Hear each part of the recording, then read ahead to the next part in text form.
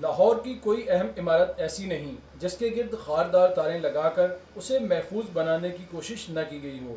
نہ صرف یہ بلکہ ان عمارات سے متصل اور معروف شاہراہوں پر رکاوٹیں کھڑی کر کے اسے دہشت گردی کے خلاف اقدامات کا نام دیا گیا ہے، لیکن یہ رکاوٹیں شہریوں کے روزگار کی بندش کا باعث بھی بن جاتی ہیں۔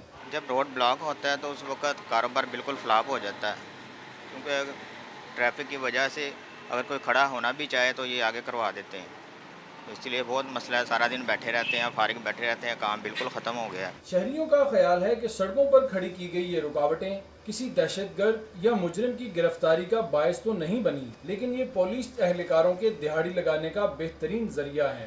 آج تک کبھی یہ نہیں سنا کہ ناکوں پہ کوئی ایسا بندہ پکڑا گیا جس سے کچھ برآمد ہوا ہے، تو موسٹلی جو یہاں پہ پولیس والے ہیں وہ تو یہاں تو اپنی دیہڑیاں لگانے کے چکروں میں ہوتے ہیں، تو یہاں پھر یہ ہے کہ کسی کے پاس اگر کوئی ڈاکومنٹس نہیں ہے تو اس کو یہی ہے مجرم سمجھ لیتے ہیں، تو یہ چیز نہیں ہونی چاہیے۔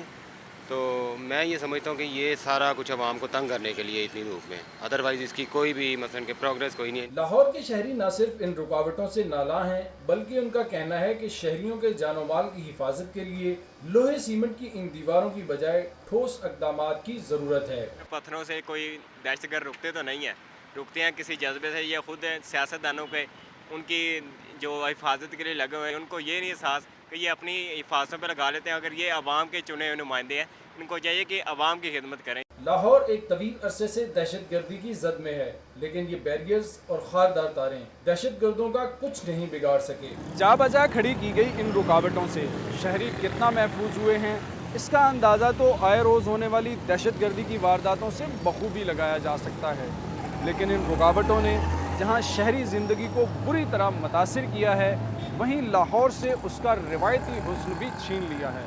کیمرامین رضوان علی کے ساتھ خواجہ کلیم، سٹی 42۔